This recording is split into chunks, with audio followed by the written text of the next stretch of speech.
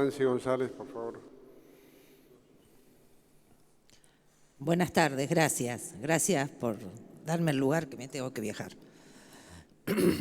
En actitud del doctor Pichetto haberle manifestado que el Poder Ejecutivo podía haberlos nombrado en comisión. Yo quiero hacerle una pregunta concreta. ¿Qué hubiera hecho usted si definitivamente el Ejecutivo lo hubiera nombrado en comisión? ¿Qué actitud hubiera tomado usted?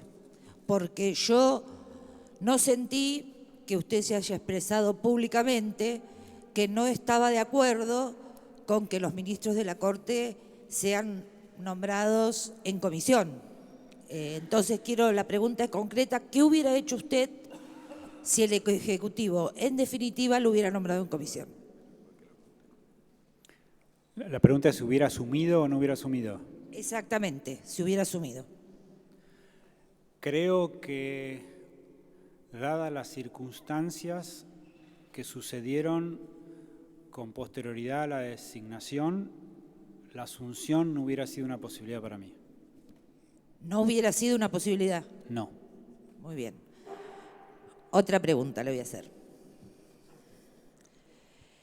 En virtud de haber estado presente el doctor Rosati el pasado 3 de marzo, también candidato a ministro de la Corte, refirió expresamente que no estaba de acuerdo con el fallo FAL en materia de aborto, aunque evitó dar precisiones sobre el mismo. Teniendo en cuenta que la actual composición de la Corte Suprema y que nos encontramos en víspera de completar 2 vacantes de 5 de sus miembros, sería importante conocer su opinión sobre el mencionado fallo de la Corte Suprema de Justicia, dictado el 3 de marzo del 2012 en materia de aborto en un caso de la provincia de Chubut. Gracias por la pregunta.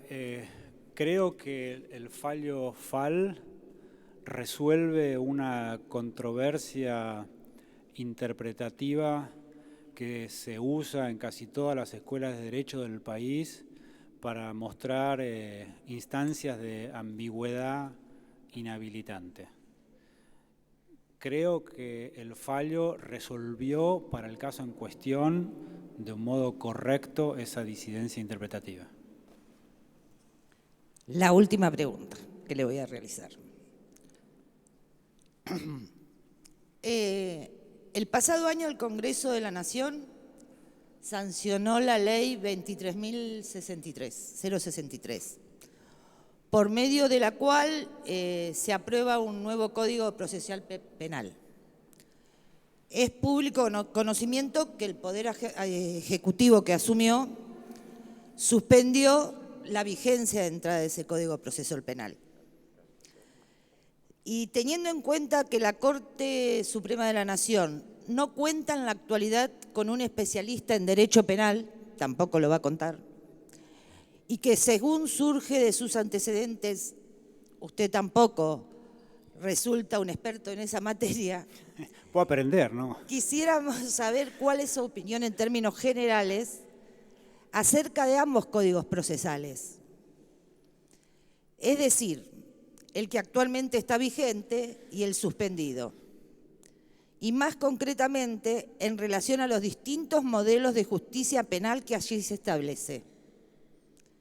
Bajo su punto de vista, ¿a cargo de qué órgano debería estar la Oficina de Intervenciones Telefónicas? 2 preguntas le hice en una. Gracias.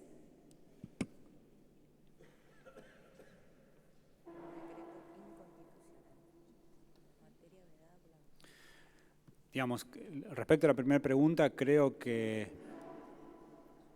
esto no es algo que me comprometa en modo alguno respecto de ningún caso en particular, pero creo que toda reforma que tienda a hacer el proceso penal más controversial, más,